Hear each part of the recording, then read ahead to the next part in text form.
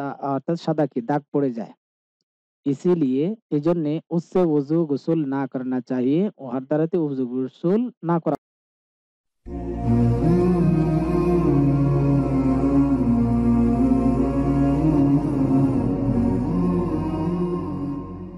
আসসালামু আলাইকুম ওয়া রাহমাতুল্লাহি ওয়া বারাকাতুহু। আলহামদুলিল্লাহি ওয়া কাফা ওয়া সালামুন আলা ইবাদিহিল্লাযীনা ইসতাফা, আম্মা বা'দ।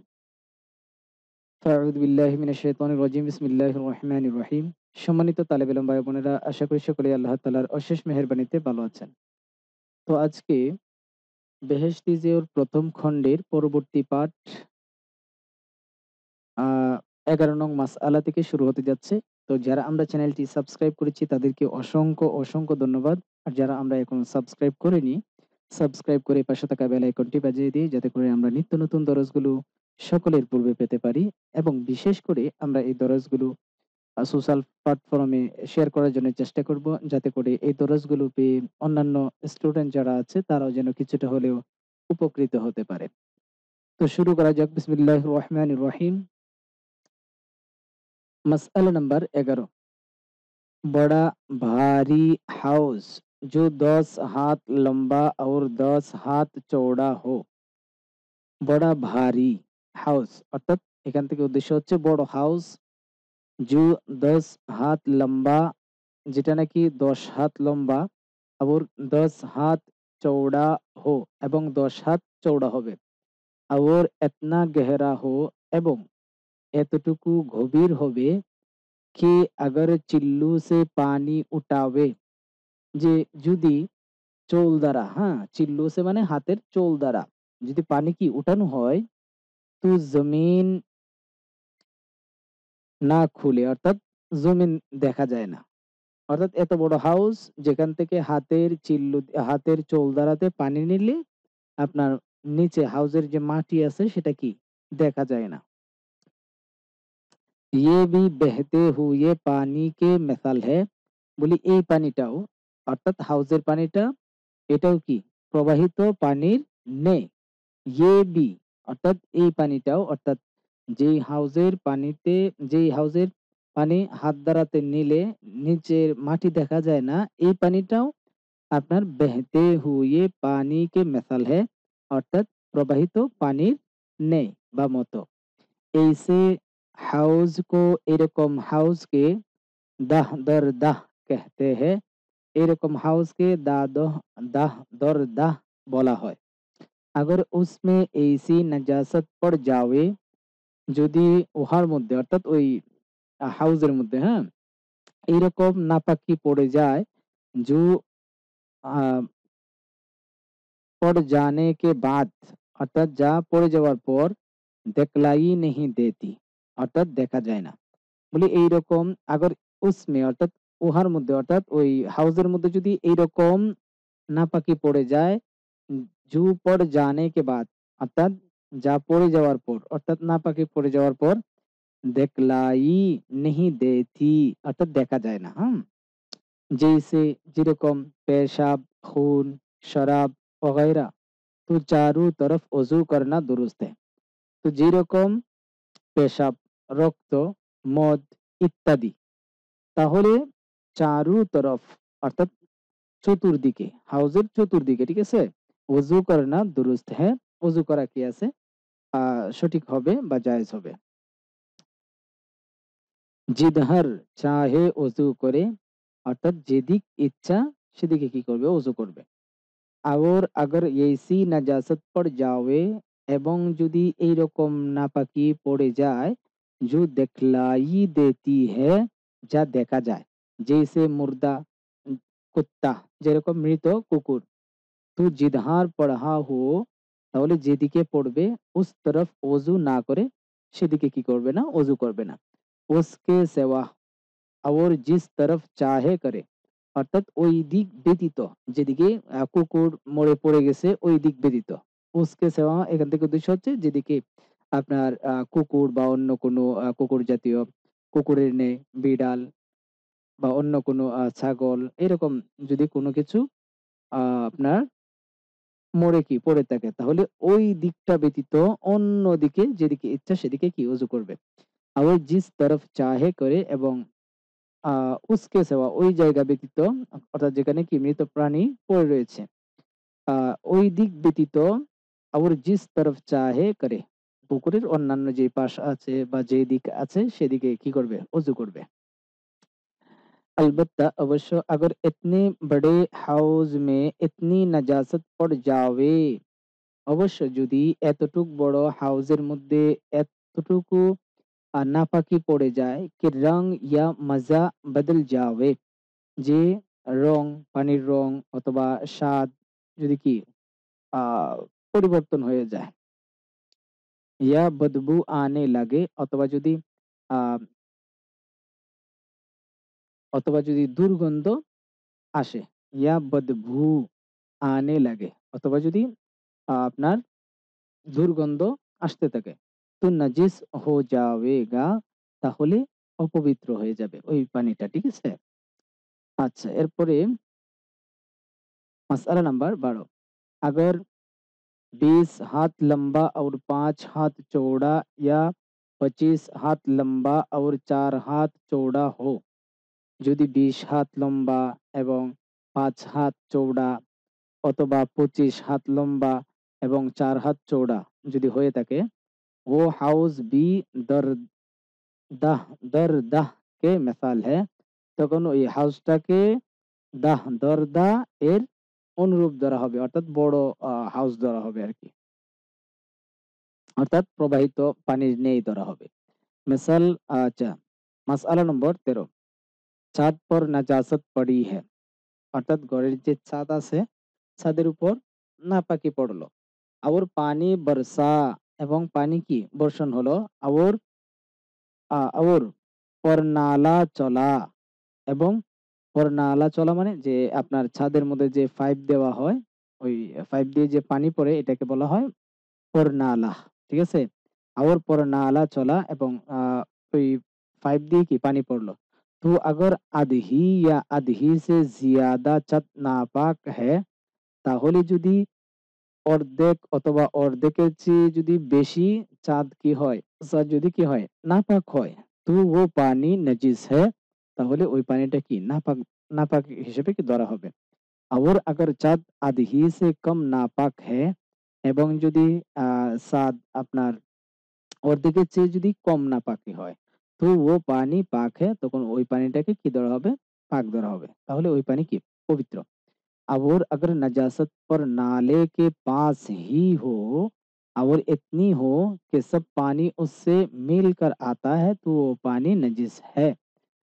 এবং যদি নাপাকির যদি और अगर नजासत पर नाले के पास ही हो, এবং যদি নাপাকি ওই ফাইবের নিকটেই হয়, হ্যাঁ, যে আপনার ছাদের যে পাইপ থাকে, ওই যে পাইপ দিয়ে কি পানি পড়ে ওইটার পাশেই যদি থাকে, একবারে মুখের পাশাপাশি যদি থাকে, আবার इतनी हो এবং যদি এতটুক হয় নাপাকি कि सब पानी उसमें उससे मिलकर आता है, যে ছাদের সব পানি ওই নাপাকির সাথে মিলে তারপরে আসে, তো ও পানি নজিস है, তাহলে ওই পানি কি নাপাক ধরা হবে। मसला नंबर 14, अगर पानी आहिस्ता आहिस्ता बहता हो, যদি পানি ধীরে ধীরে যদি প্রবাহিত হয় বা পড়ে, তো বহুত জলদি জলদি ওযু না করে, তাহলে খুব তাড়াতাড়ি কি করবে না? ওযু করবে না, তাকে যাতে করে জু, অর্থাৎ এখানে বলা হয়েছে যে তাকে জু দহুন গিরতা হ্যায় ওহি হাত মে না আ যাবে, অর্থাৎ এখানে মাসআলাটা বলছে আগর পানি আহেস্তা আহেস্তা বাহতা হো, যদি পানির স্রোত যদি ধীরে ধীরে আসে, হ্যাঁ, তো বহুত জলদি জলদি ওযু না করে তখন খুব তাড়াতাড়ি ওযু করবে না, কেন? তাকে জু দহুন গিরতা হ্যায় ওহি হাত মে না আ যাবে, যাতে করে যে পানি দিয়ে ধৌত করেছে ওই পানি যেন আবার হাতের মধ্যে না আসতে পারে। আচ্ছা, মাসআলা নাম্বার 15, दरदा हाउस में जहाँ पर धुन गहरा है, अगर वही से फिर पानी उठा लेवे तो भी जायज है, অর্থাৎ বড় হাউস যেটাকে বলা হয়, হাউসের মধ্যে যেখানের উপর দরদা হাউস में जहाँ पर धुन গেরা है, অর্থাৎ দাহ দাহ হাউজের মধ্যে অথবা পুকুরের মধ্যে যেখানে ধৌত করা পানি পড়েছে, হ্যাঁ? আগর বহি সে ফির পানি উঠা লেবে, যদি ওইখান থেকেই পুনরায় পানি উঠিয়ে নেয় তো भी জায়েজ है, তখনও কি হবে? জায়েজ হবে। আচ্ছা, এরপর মাসআলা নাম্বার 16, अगर कोई काफिर या लड़का बच्चा अपना हाथ पानी में डाल दे, যদি কোনো কাফের অথবা ছোট বাচ্চা নিজ হাত যদি পানিতে কি ঢেলে দেয় বা নিজ হাত যদি পানিতে দেয়, তো পানি নাজিস নেহি হোতা, তাহলে পানি কি হয় না? অপবিত্র হয় না। আলবত্তা অবশ্য अगर मालूम हो जावे, যদি জানা যায়, अगर मालूम हो जावे যদি জানতে পারে कि उसके हाथ में नजासत লাগি থি, যে তার হাতের মধ্যে কাফের বা ছোট বাচ্চার হাতে কি নাপাকি লেগেছিল, तो नापाक हो जाएगा, তাহলে ওই পানি কি হয়ে যাবে? নাপাক হয়ে যাবে। लेकिन কিন্তু छोटे बच्चों का कोई एतबार नहीं, কিন্তু ছোট বাচ্চার কোনো কি নেই? বিশ্বাস নেই। कोई एतबार नहीं, কোনো গ্রহণযোগ্যতা নেই, কোনো বিশ্বাস নেই। उस इसलिए এজন্যে जब तक कोई और पानी मिले, যতক্ষণ পর্যন্ত অন্য কোনো পানি না পাবে, उसके हाथ ढाले हुए पानी से वुजू না करना, সরি, এখানে বলছে इसलिए जब तक कोई और पानी मिले, এজন্যে যতক্ষণ পর্যন্ত অন্য কোনো পানি পাবে, उसके हाथ डाले हुए पानी से वुजू না करना बेहतर है। অর্থাৎ ওই ছোট বাচ্চার বা কাফের যে পানিতে হাত ঢেলেছে ওই পানি দিয়ে ওযু না করাটাই এটা কি উত্তম। যদি অন্য কোনো পানি থাকে, আর যদি পানি না থাকে তখন তো এটা দিয়ে করবে, হ্যাঁ? সন্দেহের উপর ছেড়ে দিবে না। मसला नंबर 17, जिस पानी में ऐसे जानदार चीज मर जावे जिसके बहता हुआ खून नहीं होता, অর্থাৎ যে পানির মধ্যে এরকম জানদার চিজ অর্থাৎ জীবিত জিনিস বা প্রাণী মর যাবে, যদি মরে যায়, জিসকে বেহতা হুয়া খুন নেহি হোতা, অর্থাৎ যেগুলোর প্রবাহিত রক্ত হয় না বা থাকে না, या बाहर मरकर पानी में गिर पड़े, অথবা বাহিরে মনে করেন হাউস বা পুকুরের বাহিরে মরলো, মরার পর তারপরে হাউজের মধ্যে পড়ে গেল, এরপরে বা পুকুরের মধ্যে পড়ে গেল, তো পানি নজিস নেহি হোতা, তাহলে পানি কি নাপাক হয় না। जैसे যেরকম मच्छर मक्खी बर्ड तकिया बिच्छू शहद की मक्खी या उसी किस्म की और जो चीज हो, যেরকম ভাবে আপনার মশা মাছি ভিমরুল বিচ্ছু, তারপরে শহদ কি মক্খি অর্থাৎ মধু পোকা, ইয়া উসি কিসিম কি অথবা এই প্রকারের और जो चीज हो, অন্য যে কোনো জিনিস হবে বা এরকম জাতীয় অন্য কোনো জিনিস যদি মরে কি পড়ে যায় আর কি। मसला नंबर 18, जिसकी पैदाइश पानी की हो, जिसकी पैदाइश पानी की हो, অর্থাৎ যার জন্ম কি, যে সমস্ত প্রাণীর জন্ম পানিতে হয়েছে বা হয়, और हरदम पानी ही में रहा करती हो, और हरदम এবং প্রত্যেক সময় পানি হি মে অর্থাৎ পানিতেই, পানি হি মে অর্থাৎ পানিতেই রহা করতি হো অর্থাৎ থাকে, उसके मर जाने से वहाँ মরে যাওয়ার ধারাতে পানি খারাপ নেহি হোতা, পানি কি হয় না? নষ্ট হয় না। পাক রেহতা है অর্থাৎ পবিত্র থাকে। जैसे মাছলি, মেন্ডক যে মাছ, তারপরে ব্যাঙ, কেঁচুয়া। কেঁচুয়া শব্দের অর্থ আ কেঁচুয়া শব্দের অর্থ উম আচ্ছা, কেকড়া অর্থাৎ কাঁকড়া আরকি। ঝিনুক হতে পারে এটা। আচ্ছা। वगैरह इत्यादि। और अगर पानी के सिवा और किसी चीज़ में मर जावे, এবং যদি পানি ব্যতীত অন্য কোনো জিনিস এর মধ্যে কি যদি মরে যায়, जैसे सिरका, যেমন সিরকা, শিরা অর্থাৎ শিরা, দুধ অর্থাৎ দুধ, वगैरह ইত্যাদির মধ্যে, তো वो भी नापाक नापाक नहीं होता, অর্থাৎ এগুলা যেগুলা পানির মধ্যে বসবাস করে, যেগুলোর জন্ম পানিতে হয়েছে, এগুলো যদি শিরার মধ্যে, সিরকার মধ্যে, তারপরে দুধের মধ্যে ইত্যাদির মধ্যে যদি পড়ে যায় তাহলে সেগুলো কি হবে না? নাপাক হবে না। আবার খুশকি কা মেন্ডক এবং কিছু ব্যাঙ আছে আপনার শুকনায় থাকে, ঠিক আছে? আবার খুশকি কা মেন্ডক এবং আ শুকনার কি ব্যাঙ, অর্থাৎ যেখানে কি শুকনা অর্থাৎ পানিতে বসবাস করে না। কিছু আছে না ব্যাঙ যেগুলা, এটাকে বলা হয় কুনি ব্যাঙ, আপনার ঘরের মধ্যে থাকে। और पानी का मेंढक এবং পানির ব্যাঙ दोनों का एक हुक्म है, উভয়টার কি একই হুকুম। মানে যে সমস্ত ব্যাঙ পানিতে বসবাস করে এবং যে সমস্ত ব্যাঙ শুকনা অর্থাৎ জমিনের মধ্যে কি বসবাস করে, উভয়টার একই হুকুম। यानी অর্থাৎ না इसके मरने से पानी नजिस होता है, না ইহা মরার দ্বারাতে পানি অপবিত্র হয়, না উসকে মরনে সে, না উহা মরার দ্বারাতে। এখান থেকে ইহা আর উহা মানে কি? অর্থাৎ শুকনার ব্যাঙ তারপরে পানির ব্যাঙ। लेकिन किंतु अगर खुश्की के किसी मेंढक में खून होता हो तो, কিন্তু যদি অর্থাৎ যেগুলো শুকনা জমিনের মধ্যে কি বসবাস করে এই সমস্ত ব্যাঙের যদি रक्त हुए থাকে तो उसके मरने से पानी वगैरह जो चीज होना हो नापाक हो जाएगा, तो उसके मरने से তখন ওই যে ব্যাঙের মধ্যে কি রক্ত রয়েছে যেগুলো শুকনার মধ্যে কি বসবাস করে, আহ ওগুলো মরে যাওয়ার দ্বারাতে পানি ইত্যাদি কি जो चीज हो, যে জিনিসই হবে নাপাক হয়ে যাবে। আচ্ছা, ফায়দা, দরিয়াই মেন্ডক কি পেহচান ये है, অর্থাৎ সমুদ্রের ব্যাঙ সমূহের পরিচয় হচ্ছে এই, বা কিভাবে চিনবে, হ্যাঁ, कि उसकी अंगुलियों के बीच में चुल्ली लगी होती है। অর্থাৎ এখানে বলছে আঙ্গুলিयों के बीच में चुल्ली लगी होती है, অর্থাৎ আপনার হাঁসের যে পা আছে, হ্যাঁ, ওই পায়ের মতো থাকে আরকি।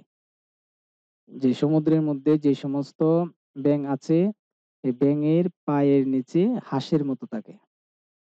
और खुशकी की मेंढक की अंगुलियां अलग अलग होती है, এবং শুকনার যে ব্যাঙ রয়েছে সেগুলোর আঙ্গুলসমূহ পৃথক পৃথক হয়। বুঝতে পারছেন তো? আচ্ছা, মাসআলা নাম্বার 19, जो चीज पानी में रहती हो, যে সমস্ত জিনিস পানিতে বসবাস করে বা থাকে, लेकिन उसकी पैदाइश पानी की ना हो, কিন্তু তাদের জন্ম যদি পানিতে না হয়, उसके मर जाने से पानी खराब व नजीस हो जाता है, বলে উহা মরে যাওয়ার দ্বারাতে পানি নষ্ট হয়ে যায় এবং অপবিত্র হয়ে যায়। जैसे যেরকম বিত্তিখ और मुर्गाबी, অর্থাৎ পানিকড়ি এবং পানিকড়ি, তারপরে হাঁস, ঠিক আছে? उसी तरह अलग अ, उसी तरह अलग मरकर पानी में गिर पड़े तो भी नजीस हो जाता है। ওইরকম ভাবে পৃথক ভাবে যদি মরে যদি পানিতে পড়ে যায়, তাহলেও কি অর্থাৎ নাপাক হয়ে যায় আর কি পানি। मसला नंबर 20, मेंढक केचुआ वगैरह अगर पानी में मरकर बिल्कुल गल जावे और रेजा रेजा होकर पानी में मिल जावे तो भी पानी पाक है। অর্থাৎ তো এখানে বলা হয়েছে মেন্ডক মানে ব্যাঙ, আর কেঁচোয়া শব্দের অর্থ হচ্ছে আপনার কি বলা হয় এটাকে, কচ্ছপ, কেঁচোয়া। তাহলে ব্যাঙ, কচ্ছপ ইত্যাদি যদি পানিতে মরে বিলকুল গল যাবে, যদি একেবারে কি গলে যায়, और रेजा रेजा होकर এবং টুকরা টুকরা হয়ে পানি মে মিল যাবে, পানিতে যদি কি মিশে যায়, তো বীর পানি পাক है, তখন ও পানি কি পবিত্র থাকবে। लेकिन किंतु उसका पीना और उससे खाना पकाना दुरुस्त नहीं, কিন্তু ওই পানি পান করা এবং উহার দ্বারাতে এবং আহ, আহ, উহা খাওয়া এবং উহার দ্বারাতে আহ রান্না বান্না করা, পাক করা, এটা কি দুরুস্ত নয়, সঠিক নয়। अलबत्ता অবশ্য ওযু और গোসল उससे कर सकते हैं, কিন্তু ওই পানির দ্বারাতে ওযু এবং গোসল করতে পারবে। যেই পানিতে ব্যাঙ কচ্ছপ পড়ে একদম গলে গেছে এবং টুকরা টুকরা হয়ে গেছে, ওই পানি দিয়ে কি ওই পানি পান করবে না এবং কোনো কিছু পাক করবে না, কিন্তু ওযু গোসল উভয়টাই কি করতে পারবে।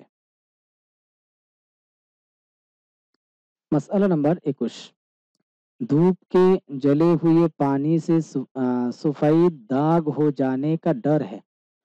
ধূপ শব্দের অর্থ হচ্ছে রৌদ্র। ধূপকে জ্বলে হুয়ে পানি সে, অর্থাৎ রোদ্রে পোড়ানো পানি, অর্থাৎ বেশি গরম আরকি। রোদ্রে যে পানি কি বেশি গরম হয়ে যায়, ওই পানির দ্বারাতে ওযু করলে কি হয়? সুফাই দাগ হো জানে কা ডর হ্যায়, অর্থাৎ এটাকে বলা হয় আ সাদা, সাদা যে একটা রোগ আছে, ওই নামটা আমার খেয়াল আসছে না, হ্যাঁ? সাদা অর্থাৎ সাদা কি দাগ পড়ে যায়। इसीलिए এজন্যে উসসে ওযু গোসল না করনা চাহিয়ে, উহার দ্বারাতে ওযু গোসল না করা